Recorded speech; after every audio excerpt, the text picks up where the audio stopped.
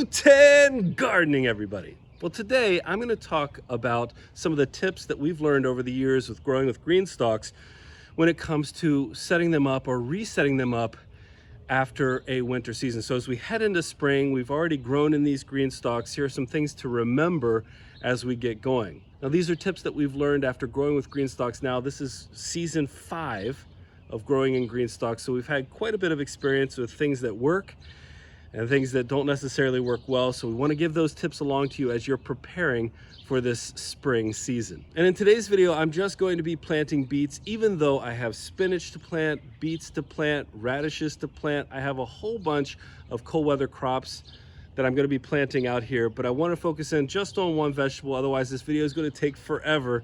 And the primary focus is on the tips that I'm providing for this setup, and specifically to make sure that you have a good and successful harvest this season. And one of the first things you want to do is to make a determination as to where your GreenStalk is situated. If you have options, and we do have options here, we have some places like here in the front garden space, you can already see it, the sun is coming in, even though it's a little after 7 a.m. in the morning, where we get here full sun. We have some spots in our back on our patio area that don't have full sun, that are more shaded. And so depending on the vegetable, like I'm going to plant my spinach on the back patio. I'm going to plant some of our beets that I know did really well in our front garden space and in GreenStalks. I'm going to plant them up front. And so when we're determining location, we can also think about, well, how did the plants that I tried to grow in our GreenStalk last season do? Did it seem like they performed well in the spot that you chose? And if not, one of the nice things is, again, we'll talk a lot about disassembly and reassembly and how easy it is. You'll see that in the video, I should say. If the spot isn't ideal, grab a couple of bricks for the purposes of leveling, if that's what it takes. Pick a different spot, set up there, and see if you're good to go. I think choosing the right spot for your GreenStalk, depending on sunlight, depending on how other vegetables might shade things out, I think that's a pretty important step. It's also at this time of year that we want to make sure that our planter, as we're getting started and as we're planting, is nice and level. And I'll actually use this GreenStalk as an example, because if you don't do that, and I haven't done it yet with this one's like the leaning tower of GreenStalk. And so I want to make sure that I'm level. So I'll disassemble this one. You can see the bricks underneath are starting to sink a little bit. I'll adjust that and make sure we end up with a perfectly level GreenStalk so that watering can happen efficiently and consistently. We actually have a pretty good selection of different varieties of beets. One of my favorites here, the Kyogia beets, the beautiful red and white interior. It's a really tasty beet as well. And for something like beets where I'm planting a wide variety, it's going to be really easy for me to keep the different varieties separate or remember what they are as I'm planting. Because I have 5 tiers, I'm going to put 5 different varieties of beets in here. Now, another thing to think about is how you want to go ahead and plant your seeds. And I think there are a couple of different approaches here. One is as simple as going through and just poking your fingers in whatever spots once you've got it still already set up.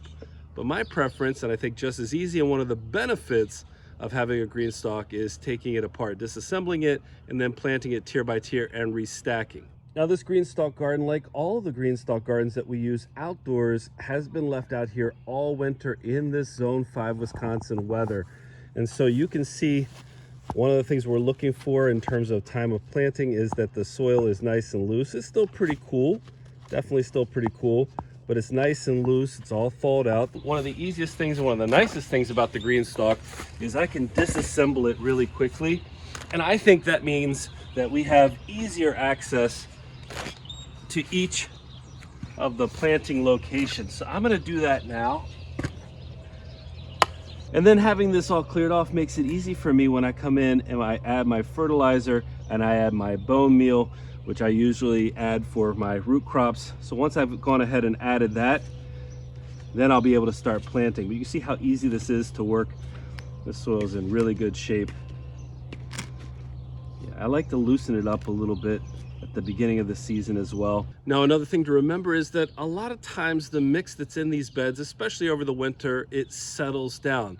And so going through and running your hands through it and fluffing it up is great. I've also found that quite often we have to add a little bit more mix to each of the levels in order to top them off. And I don't think that's a problem either, but that's something you might want to keep in mind. Now, it's important to remember that the plants you grew last season are going to use up some of the nutrients in the soil. And it's always a good idea to do a soil test, but there are some things that we typically do year over year for our vertical gardens. And one of the things is to add some all-purpose fertilizer, and depending on what it is that we're growing, the vegetable that we're growing, some other potential fertilizers, for example, bone meal for our beets. Now these are the Chioggia beets that I referenced that I'm going to be planting first. A really beautiful beet, inside certainly really tasty beet. You know, there are a lot of really helpful hints on the back of these packages in terms of spacing, in terms of ideal temps, and certainly the one I pay most close attention to is actually the seed depth. Yes, I want to make sure that I understand that I'm planting frost hardy plants here, especially at this time of year. I do like the fact that it typically tells you that you should sow these 3 to 4 weeks. It gives you a time frame. Some of the other things I play around with a little bit more. So for example, the spacing on this says that I should have the plants 4 to 6 inches apart. But I've been really successful growing beets in our GreenStalks. And if I were to take that 4 to 6 measurement seriously, I mean, maybe I could get 2 in each one. But what I typically do for our beets is what I do in our other raised beds as well. I will multi-sow the beets. So typically I'll put 3 or so of the seeds right in the middle and allow them to develop. And believe me when I say I've gotten some really good results from these. I actually have a YouTube short where I showed some of the beets that I pulled out of here.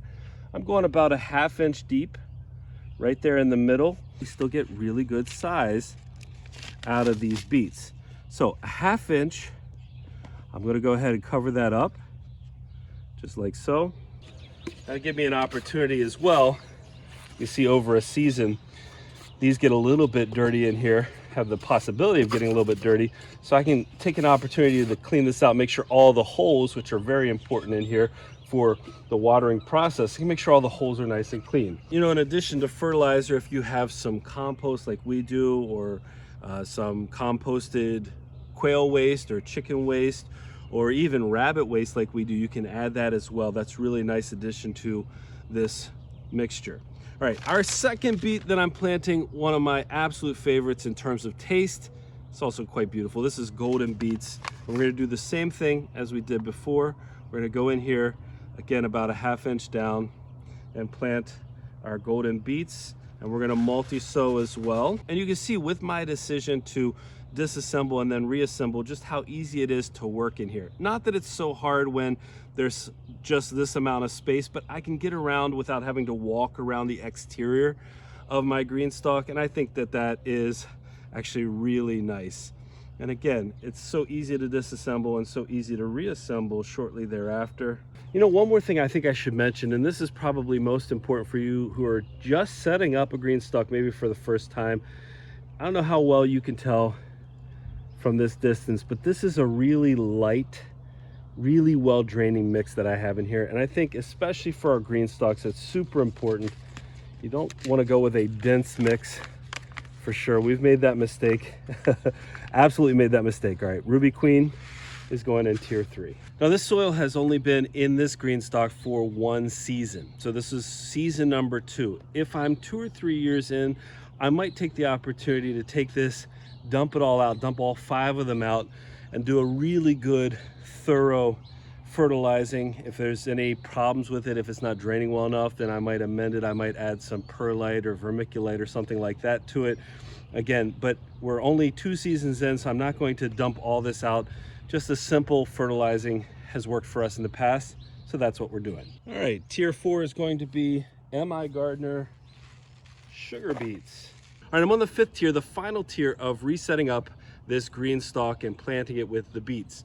And I think this is super important. If you forget this step, you're gonna know about it later on. You wanna make sure that every single part of the GreenStalk has clicked back into place where it's supposed to be.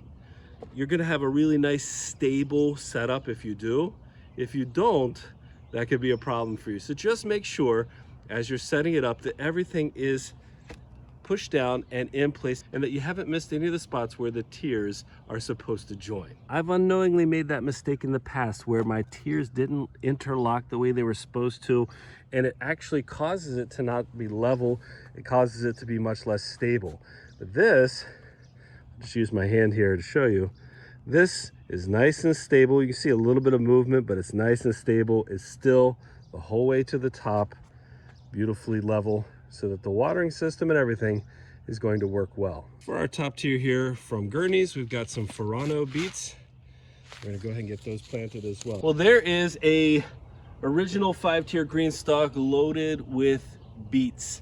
It's going to be great. 5 different varieties of beets. I think we're gonna have some plentiful harvests out of here. Again, last season, if last season's harvest were any indicator, we're gonna be loaded down with beets. Some of these are in the 50-day range for harvest, some are in 60 to 70, so we should also have a good amount of time, a good spacing, I think, with these beets. And one of the nice things about beets, you don't want to leave them in too long, but you don't have to harvest them all at the same time. But if you do harvest them, they have a good lifespan, I think, in storage as well. At least that's what we've noticed.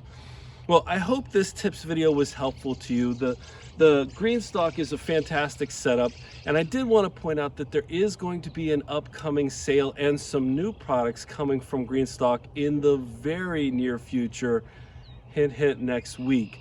And so that's something for you to keep in mind. We do have a GreenStalk link and coupon code Guten that you can use at checkout to get an additional $10 off your order of $75 or more. And again, there's some pretty big sale items and some other things that we're going to be announcing next week, so you want to stay tuned for that as well. But again, for those of you who don't have a GreenStalk, you see how easy it is to work with. And for those of you that do, I hope these tips help you this season. Hey, if you enjoyed today's video, don't forget to give us a like, leave us a comment, remember to share and subscribe, and most importantly, remember, when you're with us, you are good to grow.